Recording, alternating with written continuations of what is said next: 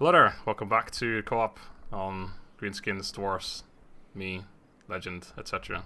You know the drill. Yep. And there you go. There's Legend. Anyway, it's my turn, and I've been sitting here for a few minutes now. Well, we've been talking, and my turn's half over, so I need to get my move on here. It's alright. So I know there's a Karak-Hiran army just to my west. I'm not sure if I want to go take Karak-Angazar right now. So I might just be able to walk over to Matorka and take it back, which would be pretty annoying. That's one of the most annoying settlements to take because you kind of like it's a minor settlement. You need to take Karak-Hiran, like straight away, or else because holding a minor settlement on legendary difficulty by itself. Yeah, is happiness is fucking I had exactly that with this exact town in my single player campaign at one point. Well, I know there's an army there, so I wonder if I take it, if they're going to come at me or if they're going to go towards Matorka. I'm not sure if they could like reach it. I'm going to send this agent up a little bit, see if we can find out. I can't even see. Do I even have any agents? I don't think I've got any. I'm just sort of cruising around on this one. This campaign. The thing is, because we're co-op, I don't need to worry about anything. So I'm just chilling. Yeah.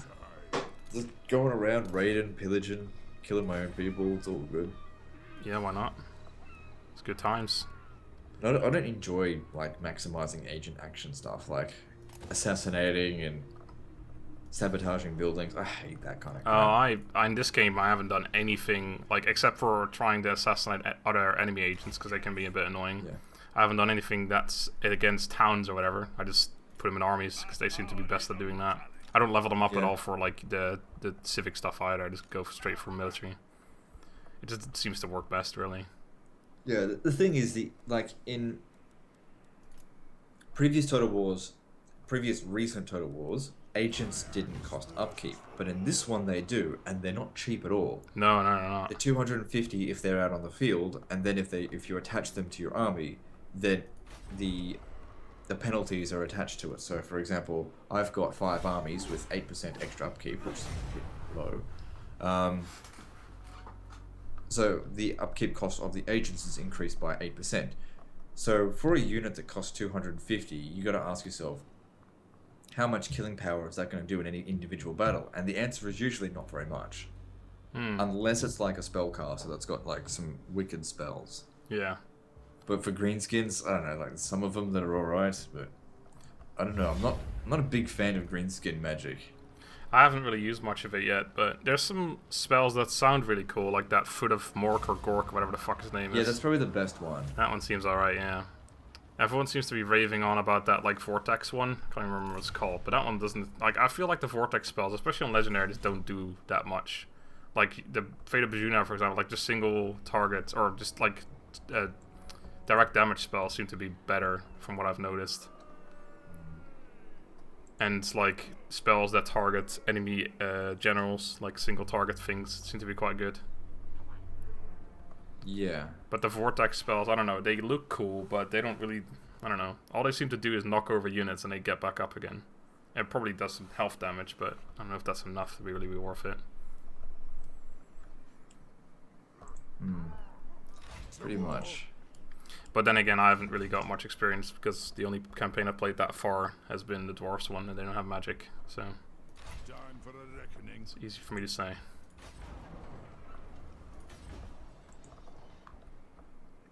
For the wisdom of Valea. Onward.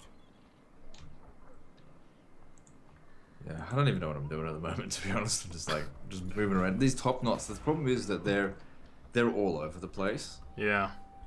So it's hard to be like present a consolidated effort to kill them. I've reached that point with this game now where it's like the novelty of it has worn out.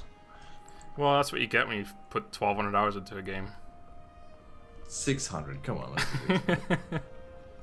But the thing is, like, I'm still giving this game a positive review because I think it was with Total War Attila, I reached the point where the novelty ran out after like 50 hours, where I was like, oh man, this game is boring.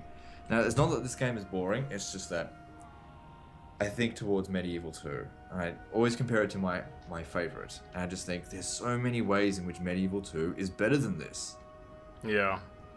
It's hard, like, I understand the comparison, but it is like, it's annoying because they can never get to that quality anymore because everything has changed so much that they're focusing on different areas. The people that play these types of games, well, not the people necessarily, but generally, like, they're trying to appeal to the majority of people rather than like a focused group of like hardcore gamers essentially. I don't think that they actually are though. Like, I know they're trying to make the games more casual and everything like that, but I don't think it's actually doing them any favors. I don't know. I think the engine that they made, the Total War 2 engine, was just so sublime for its time that the fact that they threw it away for Warscape engine, I don't think people who grew up on Total War 1 and Total War 2 engine have ever forgiven them for that, and I know I haven't, for throwing away Total War 2 engine, because in my opinion, Warscape is better than Total War 1 engine, Total War 2 engine is better than all of them. Yeah.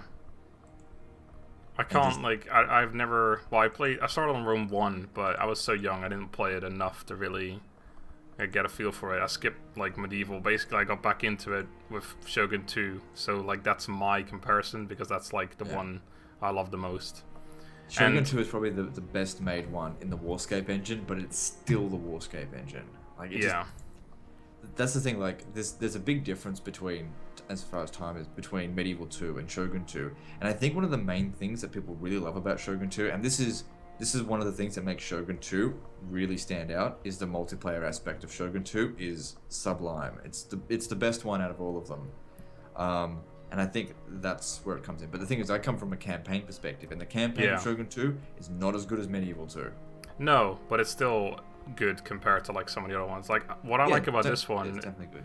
I like that there was in Attila, I guess they wanted to make it harder, but there was a lot of useless mechanics in the game that just didn't really do much. For example, the integrity system that didn't do anything unless you got to 0. It didn't do anything. There was no reason for that to be here. It's still in this game, but it actually has a reason. For the WAS, it's the same system, but it actually does something. And for the other factions, it's just not there anymore.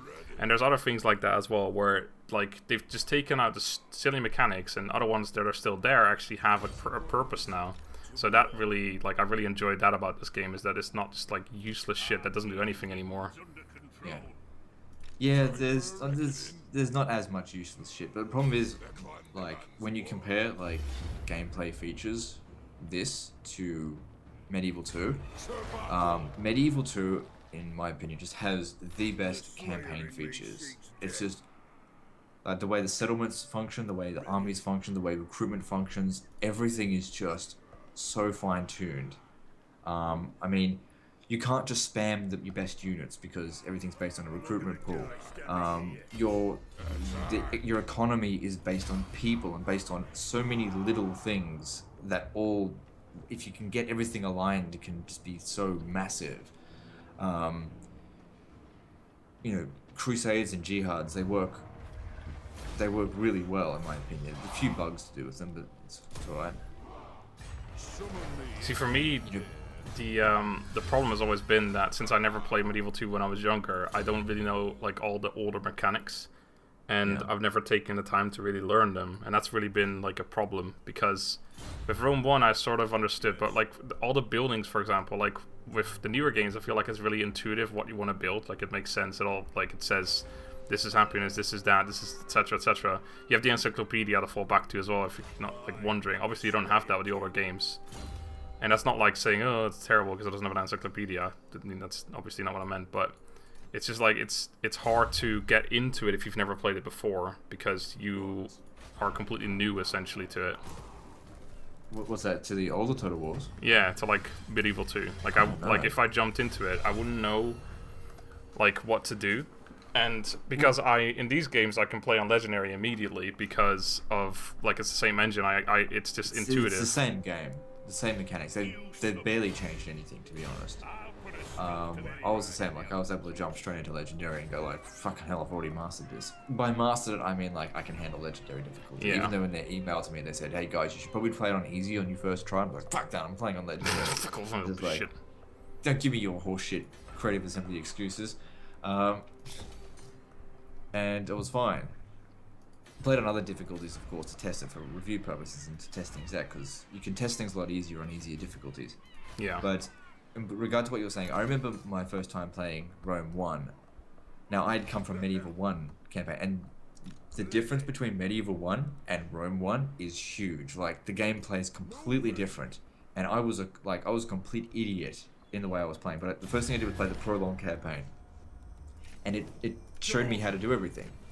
And and I remember my first campaign as the Julia, and I took forever. And I was just playing on easy difficulty, long time ago, and I just had to learn my way through it. But it was so engaging that I was happy to just sit there and keep on trying. I was defeated there. No problem. I'll learn from that mistake. That's not how you do sieges. I'll do it this way from now on. Yeah. There was so many different ways you could do it, but like sieges with this, it's like, well, here's the line of wall, assault it. So it's like, this is not. Yeah. This is not better. This is obviously like I guess, well, it's a good example because of how it's changed, but it's a bad... Oh, they were fucking ambushing me. God damn it. Didn't realize that. It's a bad example because the siege in this game are, like, just terrible compared to the previous ones. Like, the Attila ones weren't, like, that bad. Not as bad as these ones, at least. Yeah, I don't know. But I think the main problem for me with the older games is... And that's kind of... Oh, they sucked it. Assholes. Yeah, they weren't going to hold that. The main thing for me is that you don't have replenishment on your armies. Like, you have to retrain them, essentially. It's a good thing. Yeah, it's a good mechanic, but coming from, like, the newer games, being used to the newer games, it's such almost a nuisance because you have to, like, put more effort in. Like, I want my units to just replenish and be done with it. That's the point. I know. That's the thing. Like, it's a good mechanic, but it's like coming from the newer games, it's annoying because you don't want to have to deal with that shit. That's the thing. I grew up on the older ones. I find that here's the thing. With the auto resolve the way it works and the replenishment system, there is no need to fight battles manually because of the way they've set things up. Yeah, that's true. They've set it up where every move you make is a slam dunk, whereas before you had to actually put in an effort to get what you wanted. Because, and this is what I was saying about the recruitment system. Like, you couldn't just go into battle and lose half your men and be like, that's okay, they'll replenish in 2 turns. No, you lose half your men. You've got to first go find a region where they can be recruited from, and then there's a limited recruitment pool. You can't just spam all feudal knights, for example. You'll get 1 feudal knight per 3 turns, sort of thing. And then you have to fill up the rest of your ranks, unless you want to wait forever. You got to fill up the rest of your rank with militia. And it made so much more sense. Yeah. So you would often find armies that are just very diverse because you couldn't do anything other than be very diverse, because if you didn't, you just wouldn't be able to field an army in time. And to me, it's so much more representative of how things actually work, so much more immersive.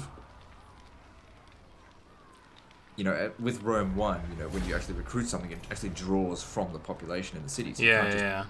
That I did like that a lot. You have to really. That's where the sort of hardcore aspects come in that they completely neglected now in the newer games. There's none of that in the newer games at all. Like, nothing. With this, if you've got the level 4 building for thing, I can spam black orcs. I can have armies just full of black orcs. And the only reason why I don't do that is just due to upkeep costs. But it really shouldn't be about that. And that's the thing, in the older games, the upkeep cost difference wasn't that huge. So there was a lot more value to the more professional units because they wouldn't break your bank. It's just that they were rare to get. Even when you did have the technology for it, they were still rare because that's how it was. You in Roman times you wouldn't be able to just recruit full stacks of Praetorians, even though you could do it in Rome Total War. It just took 2 turns to recruit. Yeah. So I was really surprised when I played Medieval. I did that hot seat on Call of Warhammer, and I was really surprised by the graphics of the game. I hadn't played it at all up until that point, Medieval 2. I never even started it, and the units looked so good. Like, I honestly couldn't believe my eyes when I first saw it. It was crazy, like how good the units looked. I just didn't understand that, such an old game. Yeah. Have you looked at Empire Total War? It's just a disgusting looking game. That's what I mean. It's such a downgrade. Yeah, that's what I mean. It's a newer game, and it just doesn't look anywhere near as good. I only played the Empire I don't know, 6 The hours thing or is, something. though, like, Empire, in a way, both ruined and saved Total War. Because Medieval 2 wasn't really profitable, or that profitable, I heard, because it didn't have a very good publisher, I think. Like, the publisher it just wasn't selling. But it wasn't because the game wasn't good, because no one knew about Total War. Like, nobody would ever say, oh yeah, I hate Total War back then. It'd be like, I never even heard of Total War. And then Yeah. Sega took hold. And Sega is very good at marketing, but we're also very good at ruining series. Yeah. And they did that to Total War, in my opinion. Indeed.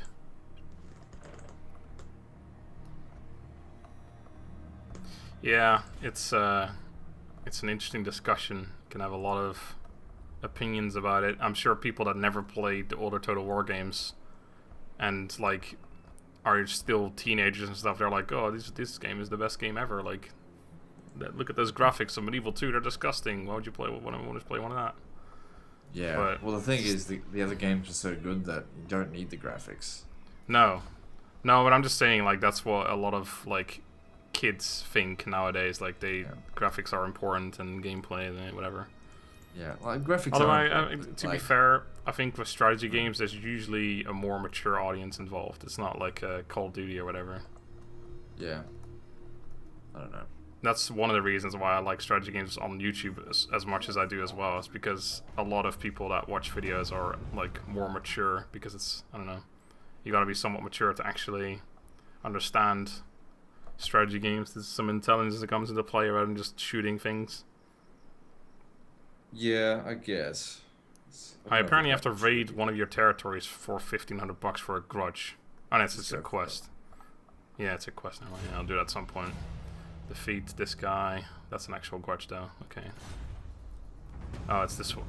Yeah, I can do. This is that a grudge too far. You've had this in your video as well, where you've got two answers: right, the wrong, or on a result, and the results are exactly the same no matter what you do. No, there's usually a secondary thing that'll pop up. If you right the wrong, maybe a turn from now, you'll get another reward.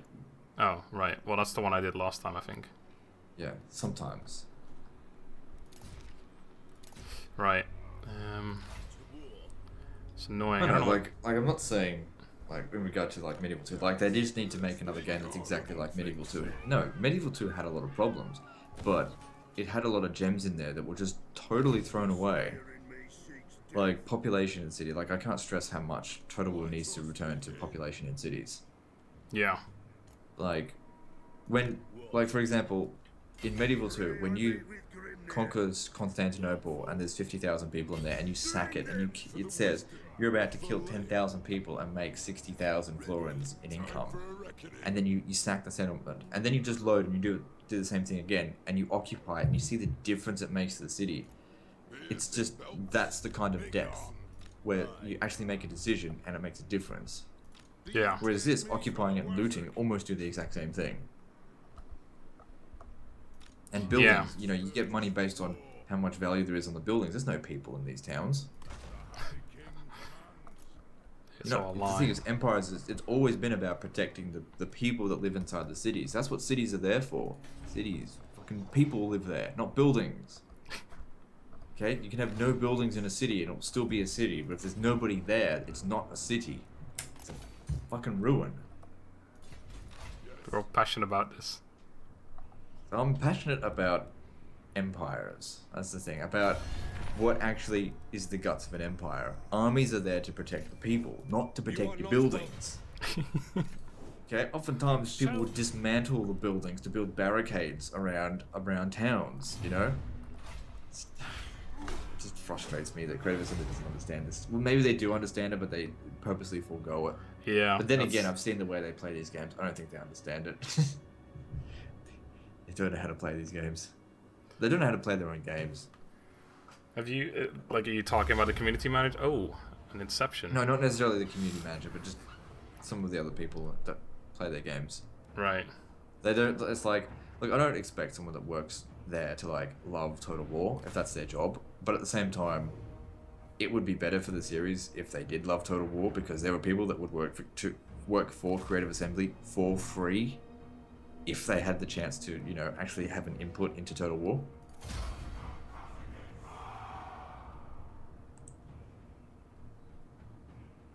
Yeah. I mean, just look at the modding community. How much effort they put into these mods.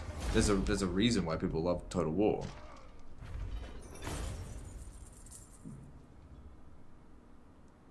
Unfortunately, it's not like Call of Duty. It's not the most popular thing ever.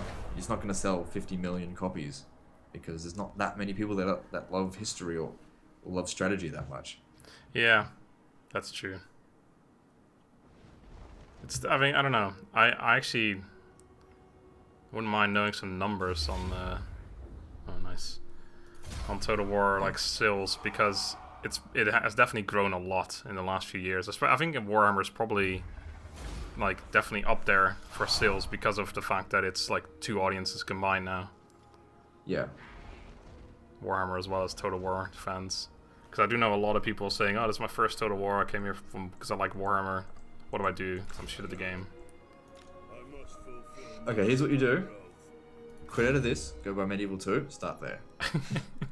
Because this is a Total War game before it's a Warhammer game. You need to learn your Total War history. But I mean, because we were talking, I think it was last episode actually, we talked about the fact that you said you were getting kind of the novelty is worn off, and yeah, I can see what you're saying, but I do like if you just forget about Medieval 2 for a second, from the recent Total War games, this is definitely, so far for me at least, been one of my favorites. Like, I'm not going to say I like it more than... I totally agree. Don't get me wrong, I totally agree. Like, this got a positive review for me because it is improvement over Rome 2 and Total War Attila. Yeah. But what my argument is that it's 1 step forward, not 5 steps forward, because the thing is, it's still behind Medieval 2. Yeah. But yeah, that's what I'm saying. If you forget about that, like of the recent Total Wars, at least it's a step forward, yeah. And like sadly, it's not more than 1 step, but it's forward at least, and that's something. That's the thing. Yeah, my expectations are just a lot higher, and they just are not reaching my expectations. That's the thing. Like Attila was just total garbage in my opinion. Just there are so many things about Attila that just make it just one of the worst Total Wars. Yeah, I liked it more than Rome 2. But now that I'm playing, well, not recently, but I played Divide and Impera on Rome 2, and I like that so much more than Attila, like vanilla. Yeah. Well, it's all about depth, but the thing is, the games themselves are very difficult to mod, I think. You can't add lost features. Yeah. You can just change what's already there. Yeah. That's true. But, because I never was really a mod fan, but I always wanted to retry Rome 2, and I heard so many people saying how good Divided Impera was, I figured, fuck it, I'll give a mod a try, why not? And I was blown away by how good it was. Yeah. Yeah, people ask me to do Let's Plays of it, but the reason why I don't is because, it's like Europa Barbarorum 1, I don't feel like getting bogged down for a 100 episode series, because it's just a bad business decision. Yeah, it's true. Don't get me wrong, I will play Divide et Impera by myself, but when I was playing it, I was just thinking, I'm not making Let's Play on this. It's not going to happen. It's not good for me to do it. Like, if people would actually commit to watching beyond episode 5, then I'd do it, but they don't. I see what you're saying. That's the downside of Total War game Let's Plays in general, usually, is that there's a lot of drop-off after a certain episode. And obviously it's getting worse. Like it gets worse with the longer it goes on. But yeah, it was fun enough for me to. High intentions, man. Because the thing is, I think a lot of people, what they do is they watch a campaign for the initial challenge, and when they've seen that the initial challenge is pretty much over, they go, "Oh, okay, I'm done with this." Yeah. But then I'm stuck finishing off victory conditions. Victory conditions, conquer the entire map. Oh, great. Well, that's going to take me the next 6 years. Yeah, the Divide and Impera victory conditions are pretty fucking crazy. The Slayer throng moves. One rug forwards. Right. Well, clean up that army. Next turn I'm going to jump over towards Migdal Vongol Barak. Take that, I think. Oh man, they've got a fucking Slayer shrine there. I can make some more terrible units.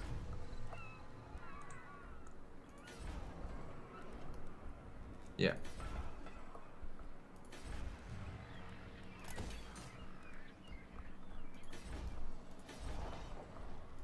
Let us begin. Right. I'll just keep checking diplomacy to see if people are interested in anything, but... Talk at me in hold your on. crude language if you Damn must. it. I make No one no wants to fucking promises as to confederate. the outcome. I've been having this problem with, like, with my Dwarf campaign, everyone wanted to confederate constantly. With my Empire campaign, no one wants to confederate. Ever.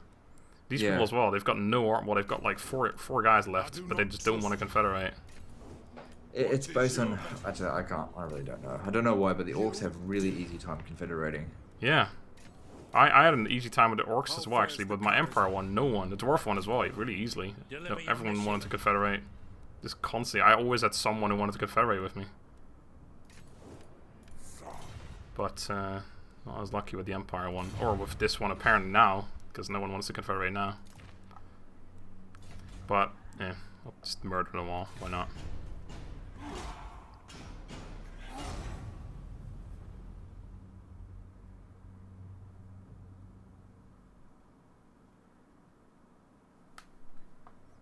I'm just glad I'm finally actually able to do something again.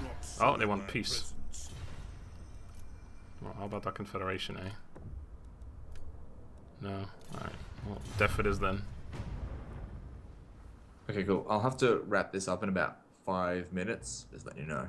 Alright. We can do you do your turn. We'll make it a shorter episode. Yeah, it's all good. Lionheart ready? Yeah. Ooh. Lionheart takes precedence. No, it's not really that. He doesn't have time much. Yeah, that's kind of the thing, like... Lionheart's always on such a tight schedule. Yeah. He usually... Like, when we record, it's like, I'll be there at 7, and then he arrives at 8, and I'm just, like, sitting there for an hour waiting, because I don't want to record something, and then him end up actually showing up on time for once. Yeah. But it's fun playing with him. Just, you take the I do good with wonder the what bad. it will be like if I ever get to 200,000 subscribers, what it will be like, because one thing I know that he does a lot better than I do is he handles complaints a hell of a lot better than I do. Like, I'm horrible with people that, I don't know what to do here. It's too evenly matched. Doesn't it save? No, it doesn't on single player, actually, only on Legend. Oh, I know, yeah. actually, that's end turn.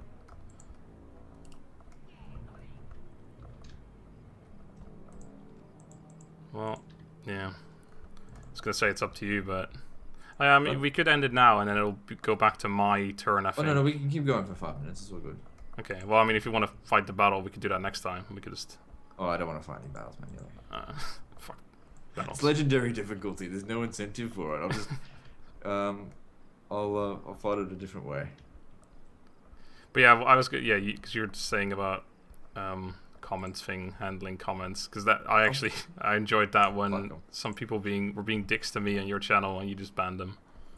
Oh yeah, seriously, I've told them so many times, like if you want to comment, here's the things that I tolerate. I tolerate criticisms and I tolerate praise. I don't tolerate insults. Yeah, to me or the people I play with. I always ban insults immediately as well. Like, yeah, like if you've got something nasty to say, fucking say it somewhere else. I'm not gonna hunt you down if you're like putting it on a forum. I'm not gonna be like, I'm gonna hunt down all the people that call me cheesy on forums and on Reddit. I don't care. But if you come on my channel and start calling me cheesy all the time, I'm gonna start removing comments because I don't want to see them. Yeah. Simple as that. There was that one guy who was particularly nasty there, to be fair. I don't know what the hell his problem was. I gave him a warning and he did it anyway, so he got banned. Yeah, and then he said meh. Because apparently you can still comment, no one just reads it. Yeah. I think that was the guy that was actually, I think he's been a subscriber of mine for a really long time. I don't know, it's hard to remember like all of them, but his screen name like rang a bell. So, but the thing is, like, I don't play favorites unless you're like a real favorite. You know?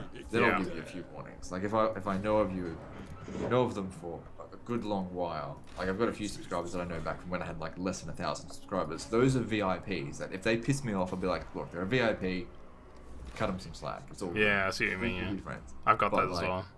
People that I don't know, if I don't know their screen name, I will slam the hammer down on them so hard that they'll be like, but I've been a subscriber of yours since then. I'll be like, I don't give a fuck. When have I given a fuck about these things? Yeah. Anyway, let's end the episode so you can get that recording of Lionheart going. Okay, cool. Well, thank you all for watching. Hope you enjoyed. I will not steal your outro this time, so have a good day and goodbye. And we'll see you next time, friends.